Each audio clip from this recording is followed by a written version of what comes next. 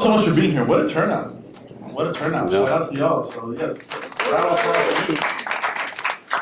applause at 8:39 a.m. So thank you all for being here and sharing your Thursday morning with us.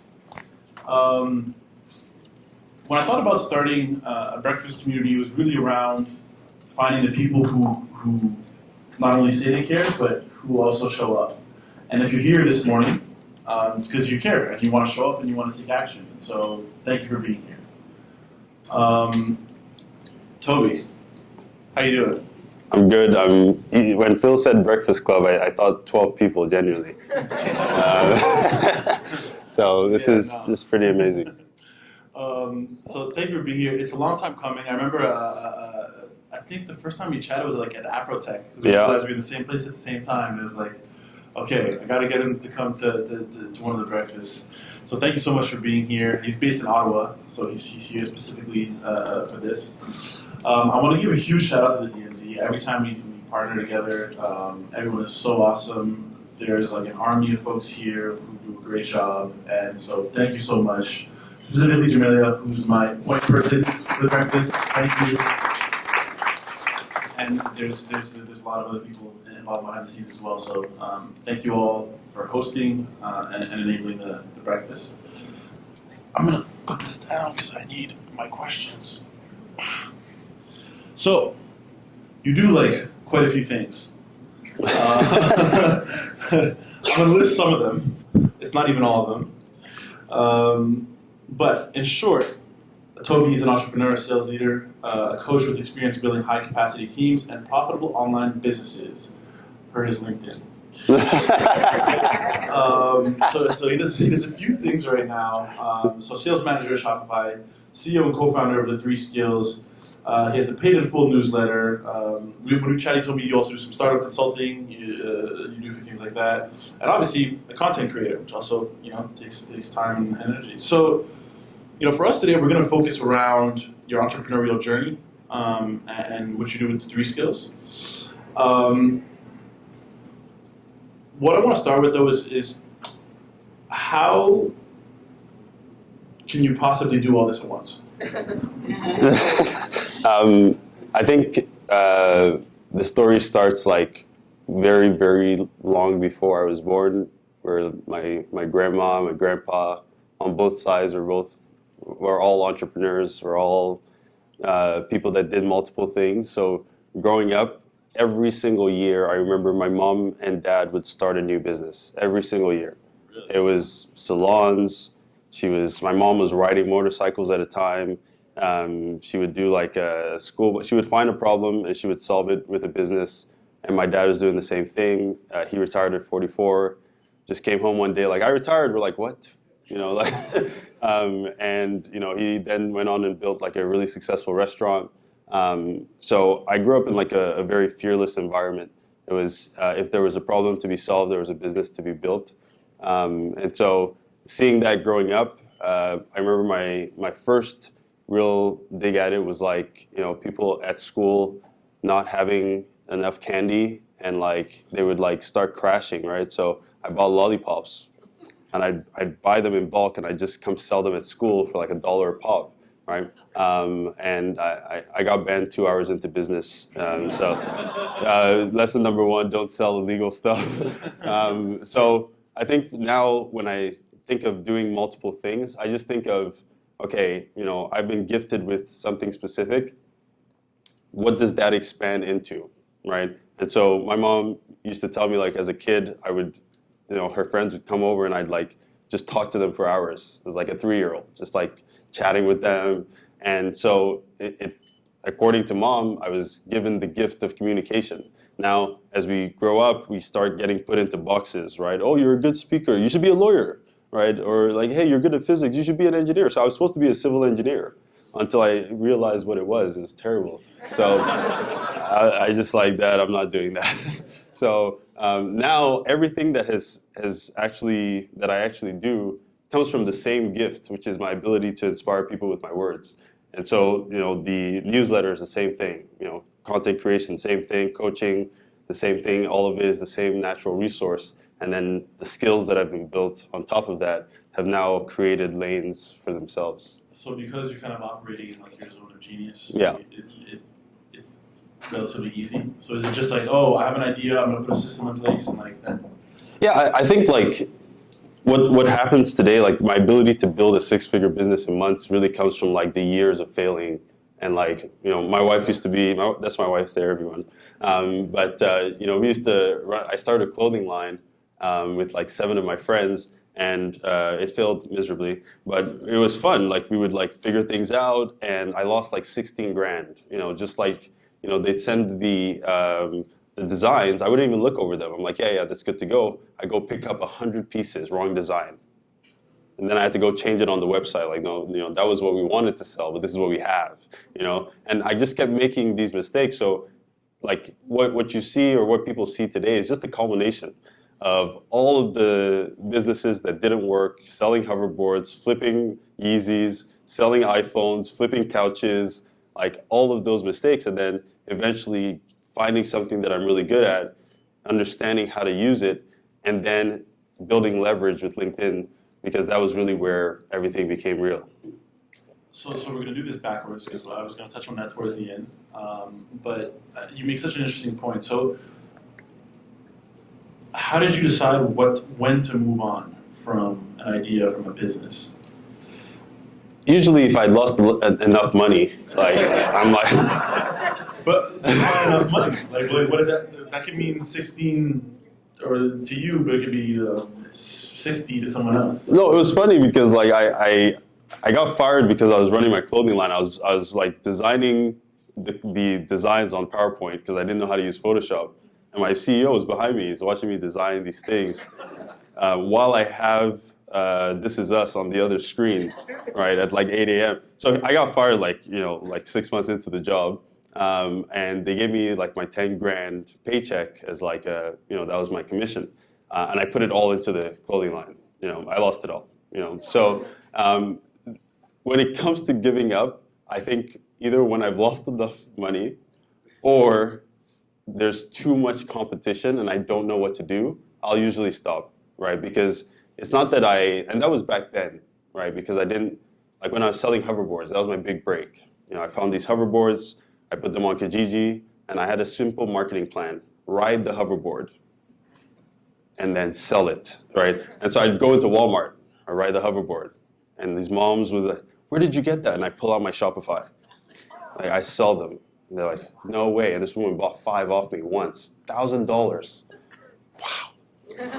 I was like, this is incredible, So I think it was fine until Walmart and Best Buy were like, we're going to start selling hoverboards. I was like, I don't know where to get 1,000 pieces. I don't have money.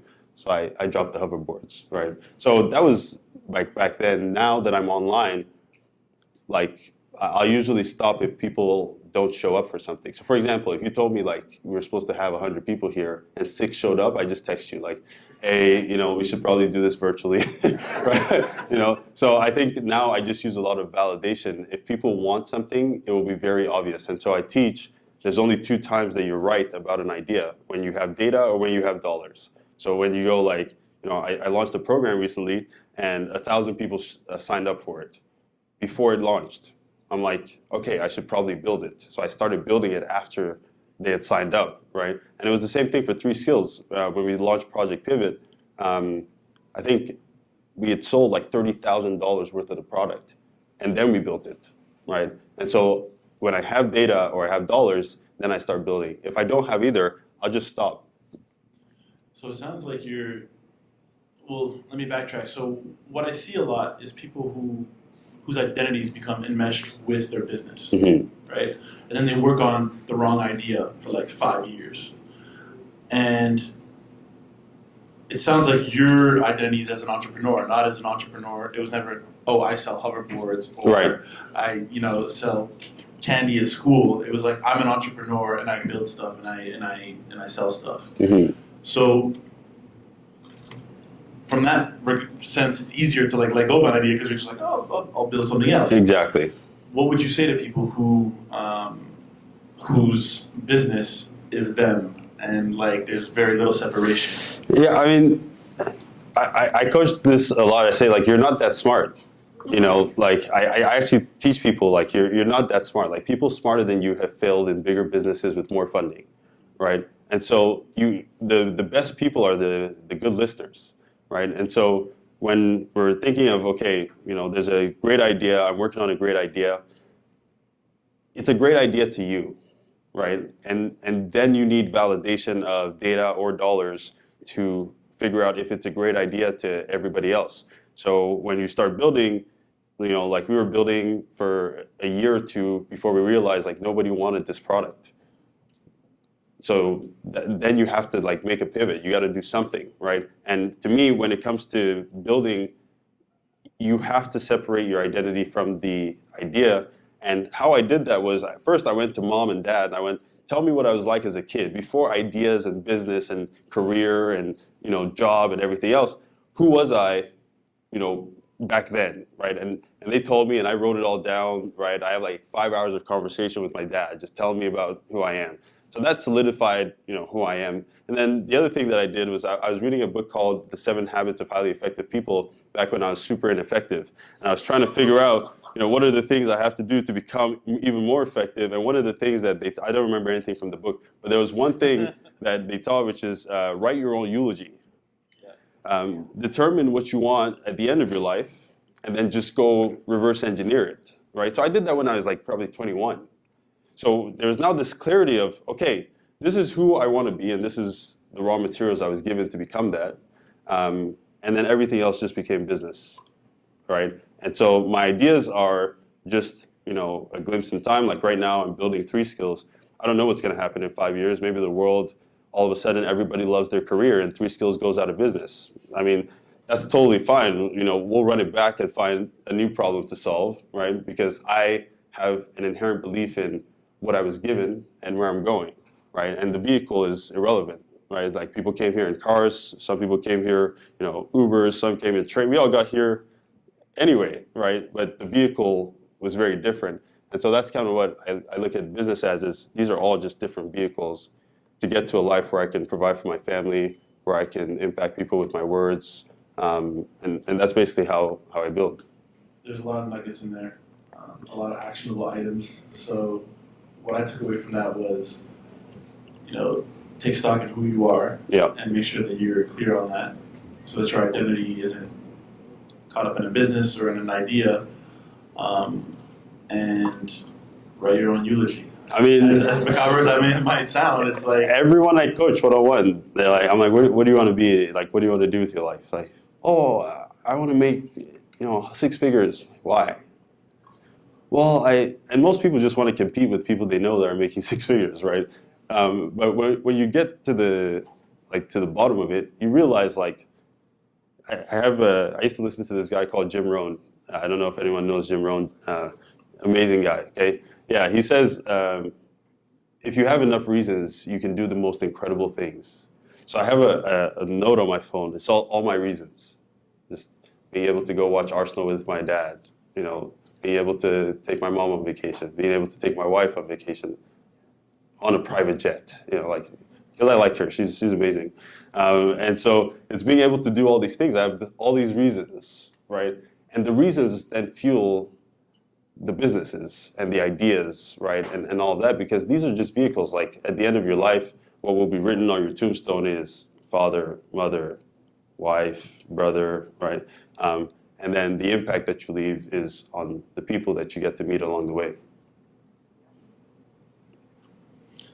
So, speaking of which, you know, reaching a lot of people, impact. You're huge on LinkedIn. For those who don't know, he has over 140,000 followers on LinkedIn and posts some amazing content. And I forget how long I've been following you for, but at least like 2 years or something. I was like, man, this guy says some pretty cool stuff. So, how did you get started in the sort of content creation realm, and why? Yeah, it was a mistake. You know, so it really was like we were running. So our first session with 3 Skills, what happened was I made a post on my Instagram. I'd helped, you know, my sister, her best friend, like 4 of my friends get jobs. And then someone took me for lunch. She's like, you know, people pay for this. I'm like, no way. Okay. So I posted on LinkedIn, like, hey, on Instagram, I want to help 5 people get jobs. 50 people message me, data. So I call the first 3 people. I'm like, hey, I'm building a program. It's $500. They're like, who is this? I was like, okay. I hung up. So I should probably do like a free event or something. So we did a free event. 30 people came. And at the end of it, I got up just like this. And I said, we're going to build a $250 product. And it's going to be a boot camp, 6 hours. We're going to teach you everything about job hunting. It's $250. 20 of the 30 people signed up and paid. I was like, okay, we should probably incorporate and do something, right? And so we incorporated. I got married the next week, went on vacation, came back, and then we started building the program. And then the first person got a job, and we took a screenshot of the text and we posted it on Instagram, right? Within 4 or 5 months, the business was dying, because one of the most important things you must figure out is what is the cheapest way to get customers consistently, and we hadn't figured that out yet. So I'm like, okay, everyone does ads, spend $1,000 on ads. Nothing happened. And so at this point, when I start posting, I got into Shopify in May 2020. And on my way in, they're teaching us a framework called Freytag's Pyramid. It's a storytelling framework. They use it for movies. It's been around for 100+ years. And so I'm like, this probably doesn't work. And I make a post on LinkedIn just testing the framework. It gets 300,000 views. I had 1,000 followers. I'm like, that doesn't even make any sense. So I do another one. It gets 500,000 views. I told my head of marketing, shut down everything. Just stop spending money. And I said, I'm going to post every day at 10 a.m. and let's see what happens. That was literally what happened. So every day at 10 a.m. I show up. What do I post today? I don't know. But I'll be there, right? And so I created a note on my phone, and I just started thinking of all the stories. I would tell stories about my mom, my dad, my brother, my sister, people I would coach, and I would just make things up in terms of, okay, this story happened. How do I use Freytag's Pyramid so that it's really easy to read? And by the end of the first year, I had 4 million views. Like, what is going on? And so that was the beginning of LinkedIn. It was just a big mistake that I then learned how to use. That's an amazing way to start. So, are you ever worried that you're going to run out of things to say? Yeah. So what do? You force yourself to sit down and you brainstorm, and you're like... I mean, I've done 800 individual posts at this point. Yeah. 110 million views. And it's easy to think like, whoa, I've emptied out the vault, right? So now I live from a place of, how do I find inspiration every single day in every single conversation and every single interaction, so that I never run out of content and I never run out of things to teach people with. And now, even though I have that fear of, I have more of a fear of LinkedIn changing the algorithm, actually. No, honestly, that's like my biggest fear. One of those. It's like the bigger the influencer, the more they're like, oh no. No, honestly, but at this point, I'm like, I've been doing it every day for 3 years, right? I'm just like, my biggest fear is LinkedIn just going like they banned me once. They just shut down my account because I accepted too many invites. They were like, you look like a bot. And they shut down my account. I asked my wife, I was panicking. I'm like, that is my only source of revenue. I was like panicking. It was a mistake. But when they brought me back, I was like, okay, that is a real threat. Someone just deleting my account. That's why I built my 20,000 email list. So how did you solve for that? No, I own my email list. I will always own an email list, because if the algorithm changes, and you see it all the time, these big influencers, Twitch banned me. Yeah, if that's all you have, that's all you have. You got to start over, right? Yeah. So I always build with multiple backup plans, as many as I can, so that if LinkedIn changes the algorithm, which they do every 4 to 5 months, something will change and my content will have to evolve, right? And that's what I've been able to use to stay relevant. You can't stay relevant if you're stagnant, right? So how do you test out what the new algorithm wants? What happens is I make these posts every day, right? So I learned a concept called stacking, right? So instead of trying to do Instagram omni-channel. I don't know if you've heard of omni-channel. Right? Instagram, like all these different channels 6 times a day, right? You pick one thing and you just focus and you just keep doing it, right? And what happens is it will naturally spread, right? So I remember I went viral on Reddit last year. I don't have a Reddit account. Someone took a screenshot, put it on Reddit. We got 100,000 upvotes, right? And all my engineer friends, like, you're on the front page of Reddit. I'm like, what's that? And so, you just focus and you allow it to grow. You keep sowing, you keep sowing. And so what I would do is like, I would hit these peaks, right? I remember April 2022, I got one post, they got 13 million views. What? It's 4 times my first year, And immediately followed by, right? And then October of 2022, I hit 100,000 followers after like 4 months of growing 10,000 a month. And then, right? So it's just these big peaks and then something changes and then I got to retest. So right now, LinkedIn has, this is a free, this is right out of my LinkedIn course right now, okay? LinkedIn is optimizing for carousels, okay? I don't know if you see them. There's these carousels, right? And they're optimizing. How I tested this was I would do a text post. It would get maybe, on 100 likes, it would get maybe 5,000 views. I did 3 carousels. They got 3 million views. Like, okay, the algorithm is pushing for this. And so we just take the content, we re-optimize, and we go again, right? So it's just, again, I'm not that smart, right? And I just kind of, okay, this is what's happening. Okay, little pivot, and then we keep going so we stay relevant, right? But it's not my diary, it's just a marketing channel. Yeah, and so you have a very specific voice. Like every time you post, I'm like, yes, this makes sense. Like you're very cohesive. Is that your voice or is that your like 3 skills marketing voice? You know what I mean? No, yeah. Because you're very opinionated in what you post. It's true. I agree with most of your opinions, or probably all, to be honest. Yeah. But yeah, so is that your voice, or is that okay? I'm gonna say this from the perspective of this is the business, this is the outcome I'm trying to achieve in people's lives, right? And this is what they need to hear, kind of thing. That was my first year. I think my first year, whatever content you saw was 3 skills coming through. As things evolved, I found my voice. I get in trouble at work. I'm very anti-corporate. Yeah. I like the good corporations. Sorry, DMZ. I like everything.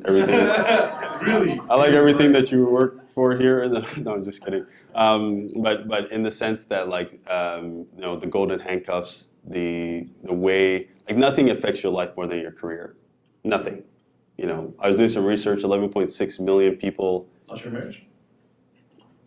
It affects your marriage, right? Now you're fighting about money, right? Your boss pisses you off, you're taking it out on your wife, right? So I think your career is pivotal to the quality of your life, right? So now the voice that you hear is just my voice, right? I'll get called into meetings at the company I work at, right? And they'll be like, hey, you said this online. I'm like, and I meant it. So I don't really think I'm trying to sell 3 skills anymore, right? I think this is just what I believe. And I think that a lot of people believe what I believe but can't say it, which is why it always gets traction, right? And I'll get messages like, hey, I can't like your post today because my boss is watching. But I completely agree. So yeah. I did wonder about that. I was like, man, how does he get away with saying all this? I mean, that's why I applied to Shopify 7 times, because I knew they'd leave me alone for most of my content. Right? They didn't care enough because I was an entrepreneur building, and it made me a better employee. I would get super high positive ratings at work. I got promoted in 18 months, and my interview, they were like, present something you built or a project you worked on. And I presented how I took my sister complaining about jobs and turned that into a $100,000 business with 3 skills. And they gave me the job in 2 days with an 80% raise. That's why I just kept applying there, because I knew things like that would happen in places like that, right? You know, like a very entrepreneurial company, you become a better entrepreneur, it makes you better at your job. You get better at your job, you become a better entrepreneur, right? And so I wanted to be in that infinite loop, which is why I kept fighting to get into that company. They wouldn't let me in. It took 3 years, 7 attempts, right? But I think the 7th time, they were like, what are you doing here? Like, just let me in, I'll stop, you know? And so the 7th time, they skipped me. They were like, we've heard your life story 6 times, you know? I'm like, finally. And so they put me right into the final interview. They gave me the job in 8 days, you know? And I was like, thank you. Like, you know, and as soon as I got in, I started studying all the successful merchants. I was in a 3-year MBA. This is my 3 year at Shopify. Studied all the successful merchants. Second thing I did, I found every successful employee that had a company, and I asked them how they did it. There was a guy there, he had a $10 million company, he was still working there. Studying, okay, what did you do? Marketing, all this stuff. So all I did, like Shopify never got more out of me than I got out of them. So hold on. So there was a Shopify employee who had a $10 million Yes. business at the same time. Yes, before he quit. Okay, obviously he's gonna quit at some point, but like that's pretty okay. No, it's insane. The is that like I've never worked like a corporate job, like, Mm. so I don't know. Yeah. Is that like a regular thing? No, that's not normal. There's another girl, she just quit. She had a $2 million tea company. And these people are normal people. Like they'll walk by you wouldn't even know, right? And so I go ask them, like, hey, how did you get into all the Indigo stores in Canada and you work here? And they tell you. You talk to the merchants. There was a merchant I was coaching. They were doing $20 million a year selling keyboards on Reddit. Okay, no paid marketing. I know. So I'm like, bro, this is not even normal. He tried to tell his parents he was a millionaire. They didn't believe him. For real. It was him and his 4 friends. He had a deal with Disney and a deal with Sony to create keyboards, and they were literally printing money. And I was like, how do you do it? And he told me. So that's all I did for like the first year and a half. Just studied great merchants with really great plans. Some of them had no idea what they were doing, but they found a good product or they found good marketing. But some people were intentional. And Some people were intentional. I did study those guys because you know, there's very structured people, and I'm not one of them. I wanted people that were like me, you know, that somehow figured it out. Like there was a guy, you know, when COVID started, he started a mask company. He did $10 million in 8 months, shut the company down. How's that even? I didn't even know you could do that. You know, so you meet these people and you're like, whoa, like, and as humans, we reach for the highest branch we can see, right? And so by seeing it, I'm like, oh, then it became possible, which is why I'm so fearless with 3 skills. Yeah, it's amazing that you're like corporate 9 to 5 who's able to like up level, like upskill you for your entrepreneurial journey. It's inspiring, man. That's cool. So at this point, I'd like to take some questions from. I feel like the room filled up a little more. I've been like, okay. Yeah, so we'd love to hear some questions from the audience, and yeah. Are you thinking of exiting? You know, it's a good question when you chose in the water. I'm an angel. Okay. Sure. When you say exiting, do you mean like selling my company? Yeah, or go IPO, sure. Oh, go IPO? No. I don't like stress. I never, listen, I never want to be like, yeah, that's not my goal. I want to take care of my family. I want to impact people. I want to be able to disappear for a week. You know, so that's like 3 things I can't necessarily, I mean, 2 of those 3 things maybe I can do at that level. But like last year, because of LinkedIn content, we got approached by 2 VCs. And one of them wanted to give us $1 million and one wanted to give us 3. And, you know, they're talking us through like, you know, here's how it would work. And one of the guys goes, you know, we would check in on you like, you know, every Monday just to see how things are. No. Yeah, I'm a VC and like.